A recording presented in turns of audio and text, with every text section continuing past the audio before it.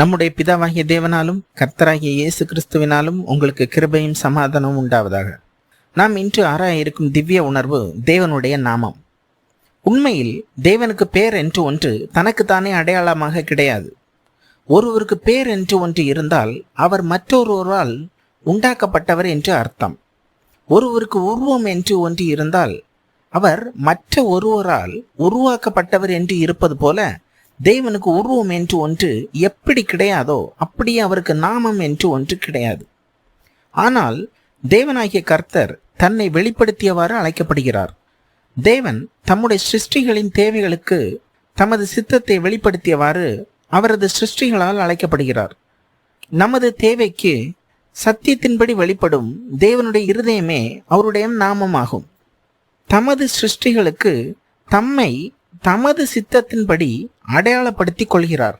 எப்படி எனில், நான் ஆபிரகாமின் தேவனும் ஈசாக்கின் தேவனும் யாக்கோபின் தேவனுமாய் இருக்கிறேன், என்றென்றைக்கும் இதுவே என் நாமம், தலைமுறை தலைமுறை தோறும் இதுவே என் பெயர் பிரஸ்தாபம் என்று யாத்திராகமம் 3:15 சொல்கிறார். பொதுவாக தேவனுடைய நாமம் என்றால் தேவனுடைய சுபாவம் ஆகும். அதாவது தேவனின் ஒரு குறிப்பிட்ட மனநிலை என்று சொல்லலாம். நாமம் என்றால் காரணம் இல்லாத வெறும் அடையாள பேர் என்று ஆவிக்குரிய உலகத்தில் கிடையாது. தேவனுடைய நாமங்கள் எல்லாம் ஆவிக்குரியவைகளாய் இருக்கிறது. அவைகள் ஆவிக்குரிய உலகத்தில் அழைக்கப்படுவது. மாம்சத்தின்படி அழைத்தால் அந்த நாமங்களினால் எந்த பயனும் கிடையாது. தேவன் இதை குறித்து மோசேயின் இடத்தில் யாத்திராகமம் 33:19 சொல்கையில், அதாவது தம்முடைய சுபாவத்தை குறித்து சொல்லுகையில், என்னுடைய தயை எல்லாம் அல்லது நன்மை எல்லாம் உனக்கு முன்பாக கடந்து போக பண்ணி கர்த்தருடைய நாமத்தை அல்லது எனது மகிமையை உனக்கு முன்பாக கூறுவேன் என்று சொல்லி தம்முடைய சுபாவத்தை யாத்திராகமம் 34:5-7 வரை உள்ள வசனங்களில் வெளிப்படுத்துகிறார். எப்படியெனில், கர்த்தர் தம்முடைய நாமத்தை கூறுகையில் கர்த்தர் ஒரு மேகத்தில் இறங்கி அங்கே அவன் அருகே நின்று கர்த்தருடைய நாமத்தை கூறினார். கர்த்தர் அவனுக்கு முன்பாக கடந்து போகிற போது தமது நாமத்தை கூறுகிறார். கர்த்தர் மோசேயின் அருகே நின்று தமது சுபாவத்தை கூறாமல், உனக்கு முன்பு நான் என்னுடைய தயையெல்லாம் கடக்கும்போது எப்படி இருக்கிறேன் என்று சொல்லி அவர் மோசேயின் அருகே நின்று கடக்கும்போது கர்த்தர் கர்த்தர் என்று இருமுறை தம்மை கர்த்தர் என்று தமது லார்ட்ஷிப்பை உறுதிப்படுத்தியவாறு கூறுகிறார். மேலும் இரக்கமும், அதாவது துரோகிகளை நேசிக்கிறவரும் அல்லது அவர்களுக்கு நன்மை செய்கிற சுபாவம் உள்ளவரும், தாழ்மை உள்ளவர்களுக்கு கிருபை அளிக்கிற சுபாவம் உள்ளவரும், தமக்கு விரோதமாக கலகம் செய்யும் போது நீடிய சாந்தமும் உள்ள சுபாவம் உள்ளவரும், தயம் உள்ளவர்களுக்கு அவர் மகா தயம் உள்ள சுபாவம் உள்ளவரும், சத்தியம் உள்ள தேவன் அல்லது இருளில் இருக்கும் ஜனங்களுக்கு ஒளியான தேவன், 1000 தலைமுறைகளுக்கு இரக்கங்களை காக்கிறவர், அதாவது 1000 தலைமுறைகளுக்கு தமது மன்னிப்பை காக்கிறவர் அல்லது உடன்படிக்கையை காக்கிற சுபாவம் உள்ளவரும், அக்கிரமத்தையும் மீறுதலையும் பாவத்தையும் நித்தியமாக மனம் திரும்பினால் மன்னிக்கிற சுபாவம் உள்ளவரும், குற்றவாளியை குற்றமற்றவனாக விடாமல், அதாவது தீமை செய்கிறவர்களையும் நன்மை செய்கிறவர்களையும் சமமாக நடத்தாத சுபாவம் உள்ளவரும், பிதாக்கள் செய்த அக்கிரமத்தை பிள்ளைகளிடத்திலும் பிள்ளைகளுடைய பிள்ளைகளிடத்திலும் 3ஆம் 4ஆம் தலைமுறை மட்டும் விசாரிக்கிறவரும், அதாவது பிதாக்கள் செய்த அக்கிரமங்கள் மன்னிப்படையாமல் இருந்தால் அதை பிள்ளைகளிடத்தில் விசாரிக்கிறவரும், மேலும் அந்த அக்கிரமத்தால் வந்த பாதிப்பு அதை அடைந்த பாதிக்கப்பட்ட தலைமுறைகளுக்கும் இருப்பதாலும் தேவன் அந்த அக்கிரமத்தின் விளைவுகள் இருக்கும் வரை அதை செய்த சன்னதியை விசாரிப்பவரும் அல்லது சுத்திகரிப்பவரும் என்று தமது நித்திய சுபாவத்தை கூறினார். மேலும் இந்த சுபாவ வெளிப்பாடை குறித்து தேவன் யாத்திராகமம் 6:3 சொல்லுகையில், சர்வ வல்லமை உள்ள தேவன் என்ற நாமத்தினாலே நான் ஆபிரகாமுக்கும் ஈசாக்குக்கும் யாக்கோவுக்கும் தரிசனமானேன். ஆனாலும் யெகோவா என்னும் என் சுபாவத்தினால் நான் அவர்களுக்கு அறியப்படவில்லை அல்லது அவர்களோடு நான் ஒன்றாக இருந்ததில்லை.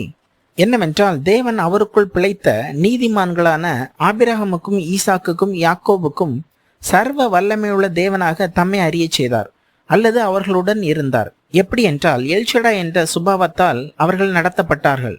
அதாவது சகல சத்துருக்களும் அழிந்தே ஆக வேண்டும் அல்லது கீழ்ப்பட்டே ஆக வேண்டும். அவர்களுடைய வாழ்வில் தேவனுக்கு சித்தமான சகலமும் பெருகி ஆக வேண்டும். இவர்கள் ஒரு மனுஷனாய் வலுத்திருப்பார்கள். சகலமும் நிறைவேறும் பாத்திரங்களாகி இருக்க வேண்டும் என்பதே அவர்கள் வாழ்வில் தேவனுடைய வெளிப்பாடாக இருந்தது. அவர்கள் வாழ்வில் தேவன் வைத்திருந்த சித்தத்திற்கு யெகோவா என்னும் சுபாவம் தேவையில்லை. யெகோவா என்னும் சுபாவமானது அடிமைத்தனத்தினின்று விடுதலையாக்கி நியாயப்பிரமாணத்தை வெளிப்படுத்தி தேசத்தை சுதந்தரிக்க செய்யும் நாமம். இப்படியே தேவன் மோசேயனிடம் முற்புதரில் உன் பிதாக்களின் தேவனாக தம்மை இருக்கிறவராகவே இருக்கிறேன் என்று தலைமுறை தலைமுறை தோறும் அவருக்குள் பிள்ளைக்கும் இஸ்ரவேல் புத்திரரின் பிதாக்களிடம் இருக்கும் தமது மாறா மகிமையை குறித்து யாத்திராகமம் 3:14 சொல்கிறார். அவருடைய நாமம் பரிசுத்தம் உள்ளது என்று அவருடைய பரிசுத்தமுள்ள இருதயத்தை லூக்கா 1:49 சொல்கிறது. மேலும் தம்மோடு சமாதானம் இருப்பதாய் கிடியோனிடம் தம்மை அறிய செய்தார். ஆகவே யெகோவா ஷாலோம் என்று அறியப்பட்டார். இப்படியே தேவன் அநேக இடங்களில் தமது சித்தத்தை அறியும் அறிவை வெளிப்படுத்தும் வகையில் தம்மை வெளிப்படுத்தினார். இந்த அடிப்படையில் நாம் மற்ற நாமங்களின் வெளிப்பாடுகளை வேதம் முழுவதிலும் நாம் அறிந்து கொள்ளலாம். வேதத்தில் ஏறத்தாழ 950 முறை தேவனை குறிக்கும் தலைப்பு வார்த்தைகளும் நாமங்களும் பதிவு செய்திருக்கிறது. இவைகளில் பழைய ஏற்பாட்டு குறிப்பாக தேவதூதர்கள் மூலமாகவும் வெளிப்படுத்திய 17 நாமங்களான எல்ஷடாய் சர்வ வல்லமை உள்ள தேவன், எல் எல்யோன் உன்னதமான தேவன், ஐ ஆம் தட் ஐ ஆம் இருக்கிறவராகவே இருக்கிறேன், அடோனாய் ஆண்டவர், யாவே, யெகோவா, ஜெகோவா நிசி கர்த்தரின் பதகை அல்லது அற்புதம், ஜெகோவா ரா கர்த்தரின் மேய்ப்பர், ஜெகோவா ராஃபா சுகமளிக்கிற கர்த்தர், ஜெகோவா ஷம்மா கர்த்தர் இங்கே இருக்கிறார் அல்லது கர்த்தர் இருக்கிறார், ஜெகோவா டிட்கனு நம் நீதியா இருக்கிற கர்த்தர், ஜெகோவா மெக்கோதிஷ்கம் பரிசுத்தமாக்குகிற கர்த்தர், எல்வோலோம் நித்திய தேவன், எலோஹிம் தேவன், எல் கன்னா எரிச்சல் உள்ள தேவன், ஜெகோவா ஜீரே கர்த்தர் வழங்குவார் அல்லது கர்த்தர் பார்த்து கொள்வார், ஜெகோவா ஷாலோம் சமாதான கர்த்தர், ஜெகோவா சாபோத் சேனைகளின் கர்த்தர் என்கிற இந்த நாமங்கள் எல்லாம் இயேசு என்னும் யெகோஷுவா என்னும் நாமத்திற்கு கீழாக அல்லது உள்ளடங்கி இருக்கிறது என்பது குறிப்பிடத்தக்கது. என்னவென்றால் தேவதூதர்கள் தன்னில் தானே தேவனுடைய நாமத்தை வெளிப்படுத்தும் அதிகாரங்களை கொண்டவர்கள் அல்ல. அவர்கள் சத்தியத்தை வெளிப்படுத்த அல்லது சத்தியத்தை செய்யும்படி தேவனால் ரட்சிக்கப்படும் ஜனங்களுக்கு பணிவிடை செய்யும்படி அனுப்பப்பட்ட அல்லது அனுப்பப்படும் ஆவிகளாக இருக்கிறார்கள் என்று சொல்கிறது. அவர்கள் தங்களுக்கு கொடுக்கப்பட்ட அலுவலையே செய்தார்கள். ஆனால் பிதாவினிடத்திலிருந்து புறப்பட்ட குமாரனோ சகல அதிகாரங்களையும் உடையவர். இயேசு என்னும் சுபாவமே பிதாவாகிய தேவனை பூரணமாக வெளிப்படுத்தியதும் இதுவே எல்லா நாமத்திற்கும் தலையான நாமமாக, அதாவது தேவன் தமது சிருஷ்டிகளுக்கு தம்மை வெளிப்படுத்திய எல்லா நாமத்திற்கும் தலையான நாமமாக பிதாவாகிய தேவனுக்கு மகிமையாக இருக்கிறது என்று பிலிப்பியர் 2:11 சொல்கிறது. இயேசு என்னும் நாமத்தை அழைத்தால் அல்லது தொழுது கொண்டால் தேவனின் சகல பரிபூரணமும் அதில் வாசமாக இருப்பதால் எல்லா நாமத்தையும் அழைத்ததாக இருக்கும் என்பதே வேதத்தின் சத்தியமாக இருக்கிறது. இயேசு என்னும் சுபாவமே பலவீன மனுஷரோடு சஞ்சரித்த தேவன் நம்மோடு என்கிற நாமம், பிதாவை பூர்ணமாக அறிய செய்யும் நாமம், தேவ அன்பை பூர்ணப்படுத்திய நாமம், பாவிகளுக்காக தன்னை பலியாக கொடுத்து பாவிகளுக்காக பரிந்து பேசும் நாமம், நித்திய ஜீவனை தனக்குள், அதாவது தேவனுடைய ராஜ்யத்தை தமது சுபாவத்துக்குள் சுதந்திரமாக கொடுக்கும் நாமம், பாவங்களில் மரித்தோரை மறுபடியும் பிறக்க செய்கிற நாமம், சகல ஆவிக்குரிய பொக்கிஷங்களான ஞானங்களை கொண்டிருக்கும் நாமம், மரணத்தை வென்ற உயிர்த்தெழுதலாக இருக்கிற நாமம், மகிமைக்கு ஏறெடுத்து கொள்ளப்படும் மகிமையான நாமம், பிசாசின் சகல வல்லமைகளையும் அழிக்கும் நாமம். இந்த நாமமே தேவனுடைய வாசஸ்தலமாக அல்லது வீடாக இருக்கிறது. இன்னும் அநேக பழைய ஏற்பாட்டு தேவனுடைய நாமங்களையும் வேதத்தில் சொல்லி இருக்கிற எல்லா நாமங்களையும் உள்ளடக்கி இருக்கும் அல்லது உள்ளே வாசமாக இருக்க செய்யும் அல்லது கொண்டிருக்கும் தேவனுடைய நாமமாக இயேசு என்னும் நாமம் உயர்ந்ததாக இருக்கிறது. இந்த நாமத்தை ஒருவர் தொழுது கொள்ளாவிட்டால் தேவனை தொழுது கொள்ளவில்லை என்று பிலிப்பியர் 2:11 சொல்கிறது. தேவனுடைய நாமத்தை தொழுது கொள்வது என்றால் தேவனுடைய சுபாவத்தை அழைப்பது அல்லது அதற்கு கீழ்ப்பட நம்மை ஒப்பு கொடுப்பது. இயேசு என்று அழைத்தால் தவிர ஒரு பாவியும் இனிமேல் பரிசுத்தமாக்கப்பட்டு தேவனை தரிசிப்பதில்லை. அவரே பிதாவின் மகிமை பொருந்தினவராக பிதாவின் வானம் என்னும் சிங்காசனத்தில் பிதாவின் அதிகாரத்தில் இருக்கிறார் என்று வெளிப்படுத்துதல் 3:21 சொல்கிறது. தேவனுடைய நாமத்தை பற்றிய அறிவு இப்படி இருக்கிறபடியால் இயேசுவின் நாமத்தால் பரலோகத்தை நோக்கி எதையும் நாம் கேட்பது என்பது வெறும் இயேசு என்னும் பெயரினால் எதையும் சொல்லி கேட்பதல்ல, இயேசுவின் ஆவிக்குரிய சுபாவத்தை தரித்து கொண்டு கேட்பதாகும். அப்பொழுது பிதாவின் மகிமையிலிருந்து இயேசு நமக்கு அதை அருள் செய்வார் என்றே யோவான் 14:13-14 சொல்கிறது. எப்படியெனில், நீங்கள் என் ஆவியினால் எதை கேட்பீர்களோ சத்தியத்தில் பிதா மகிமைப்படும்படியாக அதை நான் செய்வேன். என் சுபாவத்தினால் நீங்கள் எதை கேட்டாலும் அதை பிதாவின் அதிகாரத்தில் இருக்கும் நான் செய்வேன் என்றே சொல்கிறார்.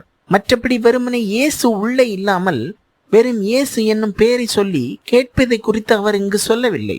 நம்முடைய வாயின் வார்த்தைகள் நமது இருதயத்திற்கு ஒத்திருக்கும் சத்தியமுள்ளதாக பலம் உள்ளதாக இருக்க வேண்டும். பேதுருவும் யோவானும் தேவாலயத்தில் செய்த அற்புதத்தை கண்ட ஜனங்களுக்கு அதை குறித்து அப்போஸ்தலர் 3:16 பதில் கூறுகையில், அவருடைய நாமத்தை பற்றும் விசுவாசத்தினாலே அவருடைய நாமமே நீங்கள் பார்த்து அறிந்திருக்கிற இவனை பலப்படுத்தினது என்று கிறிஸ்துவை அறியும் அறிவை குறித்து சொல்கிறார்கள். அதாவது கிறிஸ்துவோடு ஒன்றாக இருப்பதால் உண்டான விசுவாசமே இந்த அற்புதத்தை செய்தது என்று சொல்கிறார்கள். இப்படியே எல்லா வெளிப்பாடுகளும் கிறிஸ்துவின் சுபாவம் உண்டாகிய எல்லா தருணங்களிலும் உண்டாகிறது. உங்களுக்கு தரிக்கப்பட்ட நல்ல நாமத்தை அவர்கள் அல்லவோ தூஷிக்கிறார்கள் என்று யாக்கோபு 2:7 இயேசுவின் சுபாவத்தை ஆவியில் தரிக்கப்பட்டு இருக்கும் கிறிஸ்தவர்களை குறித்து சொல்கிறது. ஆகவே உங்களில் கிறிஸ்துக்குள்ளாக ஞானஸ்தானம் பெற்றவர்கள் எல்லோரும் கிறிஸ்துவை ஆவியில் தரித்து கொண்டிருக்கிறீர்களே என்று கலாத்தியர் 3:27 சொல்கிறது. நீங்கள் தேவனுடைய புத்திரரா இருக்கிறபடியால் அப்பா பிதாவே என்று உரிமையோடு நாம் கூப்பிடத்தக்கதாக தேவன் தமது குமாரனுடைய மகிமையை, தமது குமாரனுடைய சுபாவ ஆவியை உங்கள் இருதயங்களில் அனுப்பினார் என்று கலாத்தியர் 4:6 சொல்கிறது. யோவான் 17:26 கிறிஸ்து தமது சரீரமான சபைக்காக பிதா என்னும் தமது மகிமையோடு பரிந்து பேசும் ஜெபத்தில் அவர் கூறுகையில், நீர் குமாரனிடத்தில் வைத்த அன்பு அவர்களிடத்தில் இருக்கும்படிக்கும் குமாரனும் அவர்களில் இருக்கும்படிக்கும் அவர்கள் உம்மை அறியும்படிக்கும் உமது இருதயத்தை அவர்களுக்கு தெரியப்படுத்தினேன், இன்னமும் தெரியப்படுத்துவேன் என்றார். ஆகையால் பிரியமானவர்களே, தேவனுடைய நாமத்தை நாம் அழைக்கும் போது அல்லது தொழுது கொள்ளும் போது அவருடைய சுபாவத்தை ஆவியில் அறிந்தவர்களாக, அதை தரித்தவர்களாக இருக்க வேண்டும் என்றே தேவன் நமக்கு போதிக்கிறார். கர்த்தராகிய இயேசு கிறிஸ்துவின் கிருபை உங்கள் ஆவியில் இருப்பதாக. ஆமேன்.